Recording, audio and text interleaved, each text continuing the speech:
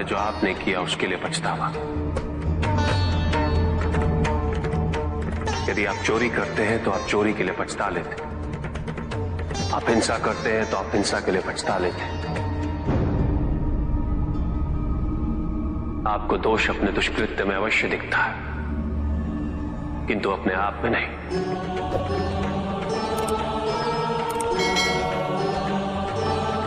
क्योंकि दोष आप अपने से बाहर ढूंढते हैं, उसके कारण अपने से पृथक करके देखना चाहते हैं।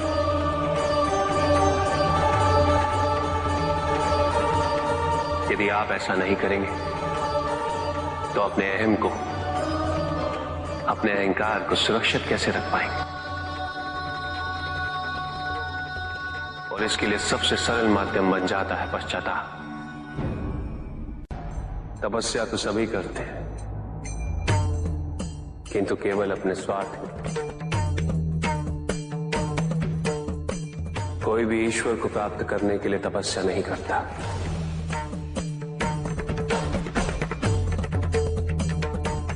कोई भी तपस्या इसलिए नहीं करता कि उसकी भक्ति उसके आराध्य तक पहुंच जाए। मृत्यु चाहते हो, मुक्ति चाहते, किंतु मृत्यु से मुक्ति प्राप्त नहीं होती। ना ही मृत्यु जीवन का अंत होती। सृष्टि ही जीवन, प्रकाश ही जीवन। और यदि जब हम नेत्र खोले और हमें प्रकाश की अनुभूति ना हो, तो इसका यह अर्थ नहीं कि प्रकाश कहीं नहीं। प्रकाश है। आवश्यकता है तो अपने नेत्र खोलकर अंधकार के परे देते। यदि इस संसार में उन्नति तभी संभव है जब इस संसार में समानता हो, बराबरी। यदि कोई सर्वशक्तिशाली ही नहीं रहेगा तो कोई निर्बल नहीं होगा। यदि कोई बड़ा नहीं होगा तो कोई छोटा ही नहीं रह पाएगा। शक्ति के इस असंतुलन को संतुलित रखना अनिवार्य है, क्योंकि ईर्ष्यापूर्ण प्रवृत्ति व्यक्तिगत होती है। वो केवल अपने स्वार्थ, अपने उद्धार तक ही सीमित रहती है। ईर्ष्या ही वो विष है जो व्यक्ति के हृदय में ना हारने की महत्वाकांक्षा को जन्म देती। जीतने की इस व्यवस्था से ग्रसित मनुष्य धर्म अधर्म, न्याय अन्याय, उचित अनुचित का ज्ञान भूल जाता है।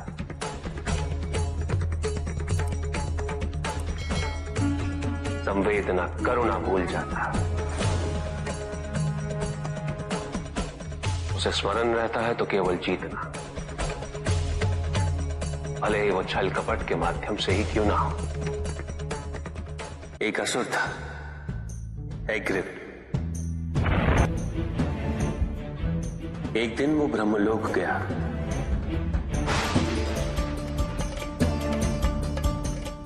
और बड़ी ही चालाकी से उसने ब्रह्मदेव से चारों वेद प्राप्त कर लिए।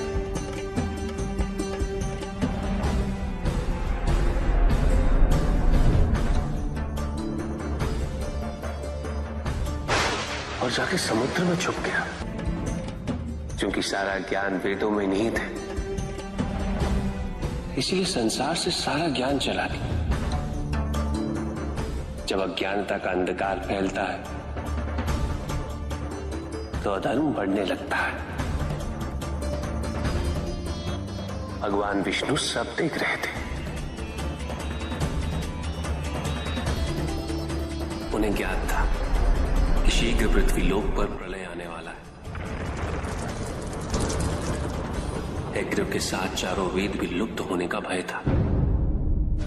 ब्रह्मदेव सृजन करता है।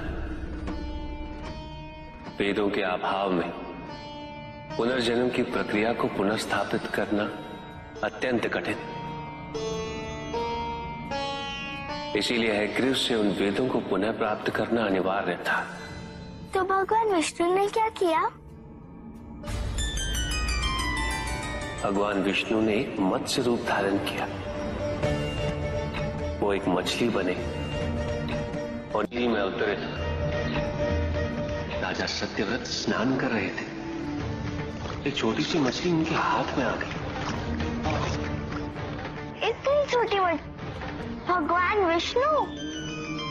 हाँ, राजा सत्यव्रत उस मछली को जल में छोड़ने जा ही रहे थे कि उस मछली ने बड़ी मछलियों का भय जताते हुए उनसे विनती की। उनसे कहा कि वो उसे अपने साथ ले चले। राजा सत्यव्रत अत्यंत दयालु थे। मछली को अपने कमंडल में शरण दे दी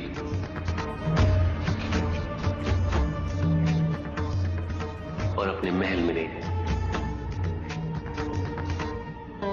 किंतु रात भर में मछली इतनी बड़ी हो गई कि कमंडल में रह पाना उसके लिए संभव ही नहीं था। और उसका बड़ा आकार देखने के पश्चात राजा सत्यव्रत ने उसे कमंडल में से निकालकर एक मटके में डाल दिया। मटके में डालने के पश्चात उसका आकार पुनः बड़ा हो गया। तो राजा सत्यव्रत ने उसे मटके में से निकालकर एक सरोवर में रख दिया।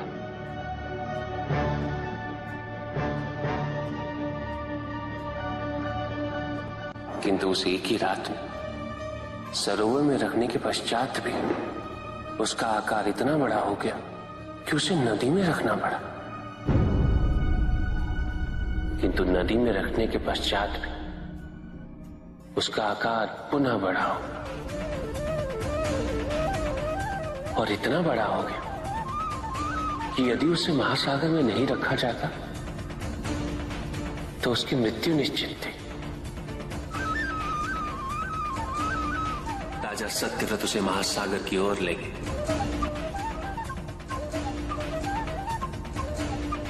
क्योंकि राजा सत्यव्रत तपस्वी थे, ज्ञानी थे, उन्हें आभास हुआ कि ये कोई साधारण मछली नहीं, ये स्वयं साक्षात भगवान विष्णु ही है। भगवान विष्णु राजा सत्यव्रत की उदारता से अत्यंत प्रसन्न थे। इसीलिए उन्होंने राजा सत्यव्रत को मत्स्य रूप धारण करने का कारण बताया। साथ ही उन्होंने सत्यव्रत से कहा कि आज से 7वें दिन प्रलय आएगा, समस्त पृथ्वी जल में समा जाएगी। किंतु आप सप्त ऋषियों के साथ साथ अनाज, वनस्पति व अशुद्धों की प्रत्येक प्रजाति के बीज और प्रत्येक पशु का एक एक जोड़ा लेकर एक विशाल नौका में सवार होकर मेरी प्रतीक्षा कीजिएगा। केवल एक ही स्थान ऐसा होगा जिसकी ऊंचाइयों को जल छू नहीं पाएगा। मैं लौटूंगा और आपको वहां लेके चलूंगा। ऐसा कौन सा स्थान था? हिमालय पर, अर्थात तुम्हारी माता के पिता हिमालय। फिर क्या हुआ? ऐसा कह के भगवान विष्णु समुद्र में चले गए और अपने मत्स्य रूप में उन्होंने हयग्रीव को ढूंढ निकाला। उस दुष्ट का वध करके वेदों को पुनः प्राप्त कर लिया। तो क्या प्रलय आया? हाँ, ठीक 7वें दिन। किंतु भगवान विष्णु के आदेश अनुसार राजा सत्यव्रत एक विशाल नौका में उनकी प्रतीक्षा कर रहे थे। तभी विष्णु जी एक सींग वाली विशाल स्वर्ण मत्स्य रूप में प्रकट हुए। नौका को मत्स्य से बांधते हेतु सर्पराज वासुकी का प्रयोग किया गया और विष्णु जी ने अपने वचन अनुसार उन सबको हिमालय तक सुरक्षित पहुंचाया, ताकि प्रलय के पश्चात वेदों के आधार पर संसार पुनः बसाया जा सके।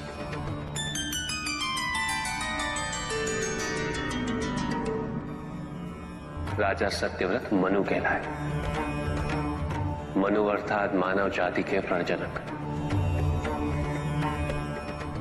इसी प्रकार भगवान विष्णु ने न केवल वेदों को पुनः प्राप्त कर अपितु समस्त संसार का कल्याण भी। अर्थात भगवान हर संकट में अपने भक्तों की सहायता अवश्य करते हैं। अस्थिरता तो केवल अविश्वास से आती है। स्थिरता के लिए विश्वास अनिवार्य है। विश्वास और शांति की निरंतरता बनाए रखना कैसे संभव है? इस नकारात्मकता का प्रसार हम कैसे रोकें प्रभु? केवल इस जागरूकता से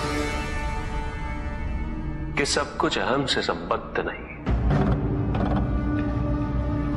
जब भी किसी व्यक्ति के कार्य में अहम भाव प्रबल हो तो अहंकार व्यक्ति जैसा भी हो उसे अस्तित्व केवल वैसा ही प्राप्त होता है। व्यक्ति यदि अपने कर्मों के लिए अपने को उत्तरदायी समझे तो वो स्वतंत्र था। जब तक व्यक्ति किसी और को उत्तरदायी समझेगा तब तक वो निर्भर रहेगा। व्यक्ति यदि ये सोचे कि उसके दुख का कारण कोई और है तो सुखी कैसे रह पाएगा? यह असंभव है, क्योंकि दूसरों को परिवर्तित करना उसके वश में नहीं। वो तो केवल अपने आप को परिवर्तित कर सकता है। यही एक स्वतंत्रता है उसके पास। जो पीड़ा है, जो कष्ट है, वो व्यक्ति के अपने फल है, अपने निर्णय के फल। और जिस दिन वो अपने निर्णय परिवर्तित कर ले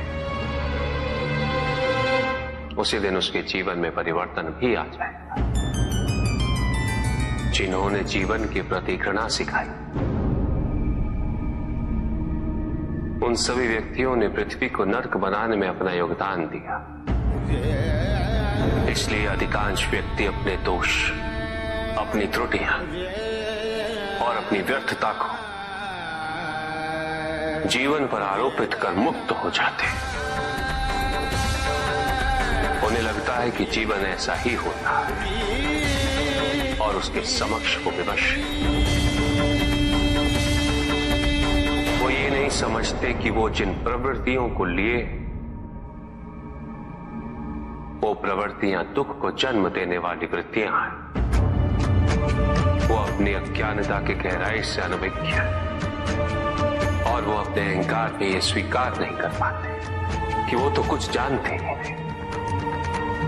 अहंकार सर्वज्ञता का भ्रम उत्पन्न करता है। न जानने की स्वीकृति बहुत बड़ी विनम्रता है और वही पवित्रता भी है। हमें संसार में संतुलन को बनाए रखने के लिए पवित्रता के आधिक्य की आवश्यकता है। किंतु प्रभु, इस पवित्रता में कौन से लक्षण अनिवार्य हैं? अनेकों लक्षण हैं, किंतु इन परिस्थितियों में जो सबसे अधिक महत्वपूर्ण है वो है सतित्व। सकारात्मक ऊर्जा का सबसे पावन स्वरूप सतित्व। इस सतित्व पर मात्र विश्वास ही पर्याप्त है व्यक्ति को सुरक्षित रखने के लिए।